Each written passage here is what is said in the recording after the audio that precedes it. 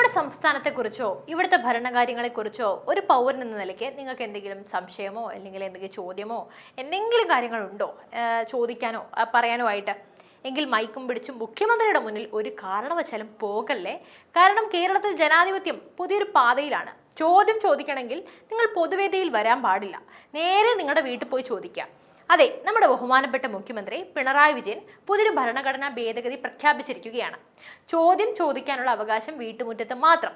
കോടികൾ ചിലവാക്കി PR ഏജൻസികൾ മിനുക്കിയെടുത്ത ആ സൗമ്യനായ ഭരണാധികാരി എന്ന ഇമേജ് ഒറ്റ നിമിഷം കൊണ്ട് കോന്നിയിലെ മണ്ണിൽ അലിഞ്ഞങ്ങ് പോയി.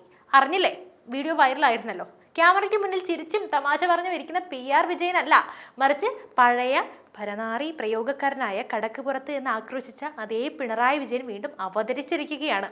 ഇന്ന് നമ്മൾ ചർച്ച ചെയ്യുന്നത് കേരളം കണ്ട ഏറ്റവും വലിയ ഇമേജ് ബിൽഡിംഗ് തകർന്നടിഞ്ഞ കഥയാണ്.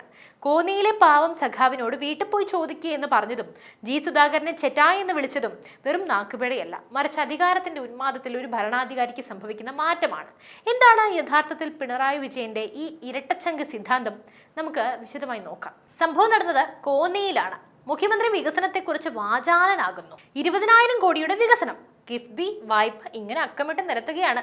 ഈ സമയത്താണ് സദസ്സിൽ നിന്നും ഒരു ശബ്ദം ഉയർന്നത്. CMA, ഒരു ചോദ്യം. സാധാരണഗതിയിൽ ഒരു ജനകീയ നേതാവ് എന്താ ചെയ്യുക? പറയൂ സുഹൃത്തെ, എന്താ നിങ്ങളുടെ സംശയം എന്ന് ചോദിക്കും. പക്ഷെ ഇവിടെ ഇരിക്കുന്നത് ഇരട്ടച്ചങ്കൻ പിണറായി വിജയനാണ്. മറുപടി ഇടത്തേപോലെ വന്നു. അത് വീട്ടിൽ പോയി ചോദിച്ചാൽ മതി. എന്തൊരു സ്നേഹം, എന്തൊരു കരുതൽ! തന്റെ നാട്ടിലെ ഒരു പൗരന് സംശയമുണ്ടെങ്കിൽ അത് പൊതുവേദിയിൽ ചോദിച്ച് നാണം കേടേണ്ട, വീട്ടിൽ പോയി സമാധാനമായി ചോദിച്ചാൽ മതി എന്ന് കരുതുന്ന ഒരു മുഖ്യമന്ത്രി. ഇതിനെയാണോ നമ്മൾ ജനാധിപത്യം എന്ന് വിളിക്കുന്നത്? ഈ ദാസ് പി ജോർജ് എന്ന പാവം മനുഷ്യൻ ചോദിക്കാൻ വന്നത് എന്തായിരുന്നു?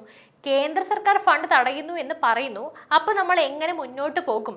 ഈ പ്രസക്തമായ, അതായത് മുഖ്യമന്ത്രിയെ സംബന്ധിച്ച് പ്രസക്തമായ ഈ ചോദ്യം സ്വന്തം പാർട്ടിക്കാരനായ മുഖ്യമന്ത്രിയുടെ വലിയ ആരാധകനായ അടിമയായ ഒരാളോടാണ് ഈ ക്രൂരമായ മറുപടി. ഇത് കാണിക്കുന്നത് ഒന്നേയുള്ളൂ, വിമർശനം പോയിട്ടൊരു സംശയം പോലും ചോദിക്കുന്നത് ഈ മുഖ്യമന്ത്രിക്ക് ഇഷ്ടമല്ല. ഇവിടെയാണ് PR ഏജൻസികളുടെ പരാജയം. മാസങ്ങളോളം അവർ കഷ്ടപ്പെട്ട് പണിയെടുത്തുണ്ടാക്കിയ ആ മാന്യനായ മുഖ്യമന്ത്രി എന്ന ഇമേജ് ഒറ്റ സെക്കൻഡിലല്ലേ തകർന്നത്. പിണറായിക്ക് സമനില തെറ്റിയിട്ടില്ല എന്ന് അദ്ദേഹം തന്നെ പത്രസമ്മേളനത്തിൽ പറയാറുണ്ട്. ശരിയാണ്, സമനിലയൊന്നും തെറ്റിയിട്ടില്ല. ഇത് അദ്ദേഹത്തിന്റെ ഒറിജിനൽ സ്വഭാവമാണ്, സ്വാഭാവികമായിട്ടുള്ളത്.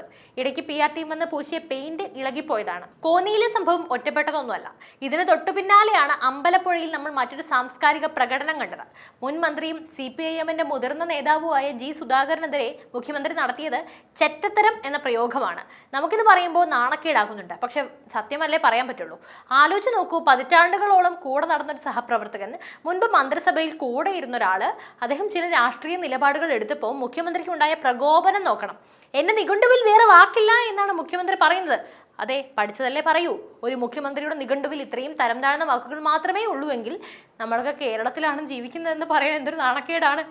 സുധാകരൻ ഇതിന് നൽകിയ മറുപടി നമ്മൾ കേട്ടു. അച്ഛനും അമ്മയും ഇട്ട പേര് സുധാകരൻ എന്നാണ്. മുഖ്യമന്ത്രി അത് മാറ്റി ചെറ്റായി എന്ന് വിളിച്ചു. പാവപ്പെട്ടവർ താമസിക്കുന്ന ചെറ്റപ്പുരകളെയും ആ മനുഷ്യരെയും അധിക്ഷേപിക്കുന്ന വാക്കാണ് ചെറ്റ. അധികാരത്തിന്റെ അഹങ്കാരത്തിൽ താൻ ആരെയാണ് അപമാനിക്കുന്നത് എന്ന് പോലും മുഖ്യമന്ത്രി അറിയുന്നില്ല. ഇത് കാണിക്കുന്നത് CPM-നുള്ളിലെ ആഭ്യന്തര ജനാധിപത്യം എത്രത്തോളം തകർന്ന് തരിപ്പണമായി എന്നാണ്.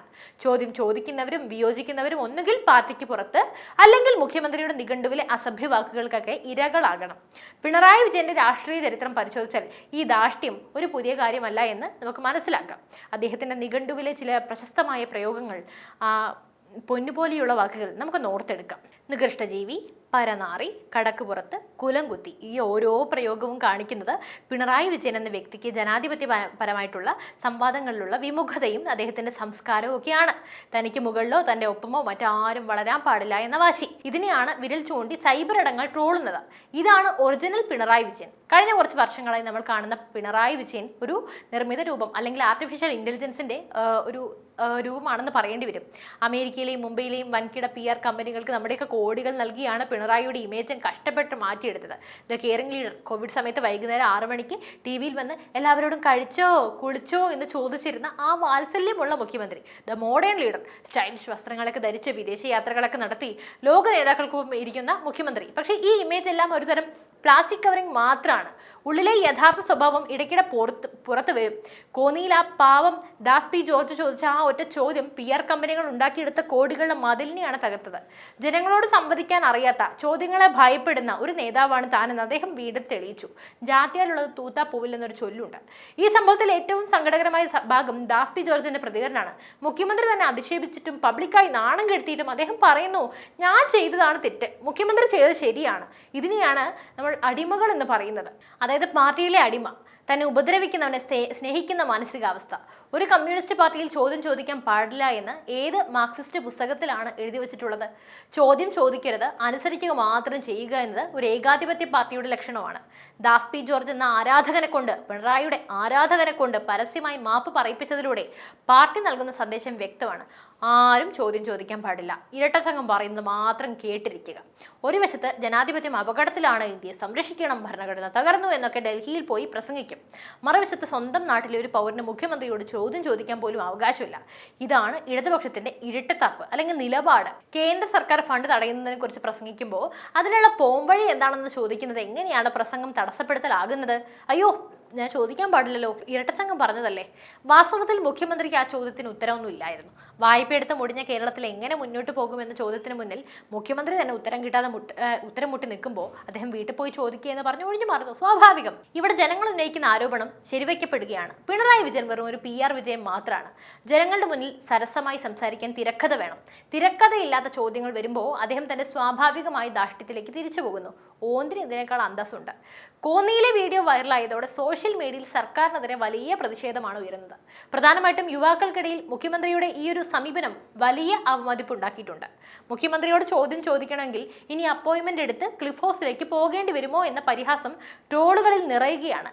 വോട്ട് ചോദിക്കാൻ വരുമ്പോൾ മാത്രം ജനങ്ങളെ കാണുന്ന, വോട്ട് ചോദിക്കാൻ വേണ്ടി കുമ്പിട്ട് നിൽക്കുന്ന, ജയിച്ചു കഴിഞ്ഞാൽ ജനങ്ങളെ വീട്ടിലേക്ക് അയക്കുന്ന ഈ രാഷ്ട്രീയം ജനങ്ങളെല്ലാം തിരിച്ചറിയുന്നുണ്ട്.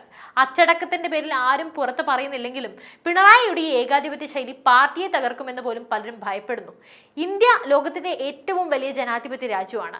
ഇവിടെ ഒരു പൗരന് പ്രധാനമന്ത്രിയോടോ മുഖ്യമന്ത്രിയോടോ ചോദ്യം ചോദിക്കാനുള്ള അവകാശമുണ്ട്. ഞാൻ രാഹുൽ ഗാന്ധിയെയും നരേന്ദ്രമോദിയെയും പിണറായി വിജയനെയൊക്കെ വേണ്ടി വന്നാൽ നമുക്ക് വിമർശിക്കാനുള്ള അധികാരമുണ്ട്. പക്ഷേ ഇവിടെ കേരളത്തിൽ മാത്രം എന്താ ഇങ്ങനെ? നമ്മൾ കേരള മോഡൽ എന്ന് വിളിച്ച് ലോകത്തിന് മുന്നിൽ വീമ്പിളക്കുമ്പോൾ ഒരു സാധാരണക്കാരന്റെ വായടപ്പിക്കുന്ന മുഖ്യമന്ത്രിയെയാണോ നമ്മൾ മാതൃകയായി കാണേണ്ടത്? ഈശ്വര, നാണക്കേടല്ലേ തോന്നുന്നത്? ഇന്ത്യയിലെ മറ്റു സംസ്ഥാനങ്ങളിലെ മുഖ്യമന്ത്രിമാർ പബ്ലിക് മീറ്റിങ്ങുകളിൽ ജനങ്ങളുമായി സംവദിക്കാറുണ്ട്. എന്നാൽ ഇവിടെ ഒരു അപ്രഖ്യാപിത അടിയന്തരാവസ്ഥയാണ് നിലനിൽക്കുന്നത്. പിണറായി വിജയന്റെ ഈ പെരുമാറ്റം തിരഞ്ഞെടുപ്പിൽ LDFന് വലിയ തിരിച്ചടിയാകുമെന്ന് ഉറപ്പാണ്. ജനങ്ങളെല്ലാം കാണുന്നുണ്ട്.